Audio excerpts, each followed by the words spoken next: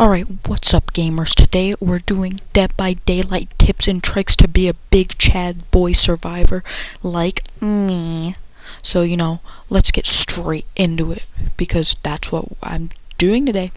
So we're gonna start off with a very basic tip that everyone should know. And actually, I'm gonna let you guys tell me what you think it is. Any ideas? Anybody? What do you notice about this clip? What am I doing? Yes, Timmy?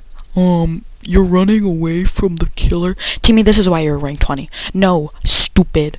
It's because I'm keeping track of where the killer is at all times, and that is one of the biggest tips that anyone can tell you to be a better survivor. I see so many survivors with literally their camera straight up to their backs, never looking behind them, so much that they need helmets on their head because they're running into every single wall. You have to keep track of where the killer is. You can do that two ways: by just keeping line of sight, or by finding out where the red stain is. The red stain is the thing that killers have in front of them that lets you know where they are. And the only reason that's gone is if they're moonwalking. Basically, they're walking backwards with the red stain facing away from them so you can't see it. Or they have Beast of Prey, which no one uses ever because it's, Not bad. But yeah, so that's the first kind of tip that anyone should know when they're playing Survivor. Keep your eyes on the killer so you can know where they are at all times. You should know exactly where the killer is, because if not, then they set up mind games and they're way easier. They can kill you way easier if you don't know where they are. All right. So yeah. Just keep track of the killer. Don't let them out of your sight. Make sure you always know where they are, so you don't get snuck up on or any stuff like that, or else you will get dead. But the next tip that everyone should know about the game is the dumb tech. It is one of the strongest techs in the game. Dumb tech is a very strong tech, and basically what it is you drop the pallet on the killer and then instantly vault it. Normally this will make the killer do an extra swing, as you can see right now. Usually they will swing one more time if they don't know about it, and you get to move to the next, either window, the next loop, the next pallet loop. And it's a very strong tech, because if someone doesn't know about it, then it will work 99% of the time if they don't know about it. And then here's another clip of me using Shack pallet. Just vault, get a stun, vault it, and then you're off to the next window, something like that. Can escape. And then I hear you boys want to know how to 360. It's pretty easy. All you gotta do is you spin that stick round and round. Right, try and cut in towards the killer on which side they're not swinging on, so you can dodge it, and then you'll be able to 360 and you'll probably make it to somewhere else. Don't try and 360 in the open. That's not a good idea, because you should always be near something if you're 360ing someone. You should be near a window so you can at least get there. But if you have nothing, I guess you can 360 and try and escape for as long as possible. Another tip that I use every single game when I first start off the match is my learning period. If I do not know what a killer is doing, I'll get in a chase with them and kind of see what they're like. Do they double back? Do they respect pallets? Do they let me get a stun?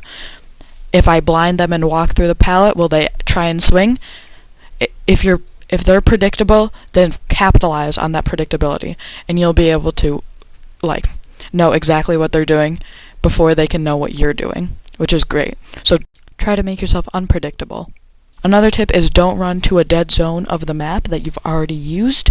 Something like right here, where I'm just running in a place that all of the pallets are gone and there's only windows, and then I just die. And then I die. I keep dying because there's nothing left for me to use. If you're in an area where there's nothing left to use, then you need to get out and find somewhere else that you can use. So, taking all that into account, so what you want to do is start off chases, understand what the killer is doing in general, and have a good idea of what they're doing, but you also need to be unpredictable as well, so they can't tell what you're doing. So double back on things that you normally wouldn't. Try and fake out windows, and then confuse them. Don't be predictable, because if you're predictable as a survivor, that's how you get caught way easier. So our tips are: run and keep track of the killer at all times. Use techs such as dumb tech or window tech if you know how to do it. So then use your perks to your advantage, like Dead Hard. And then you should be good. You should be able to use like what you have to your advantage faster than they know how to use to capitalize on what you're doing. But also, the last tip that I can give for any survivors trying to get better at the game is find out what perks are right for you. So, my usual perk build is Resilience, Spine Chill, Dead Hard, and Iron Will.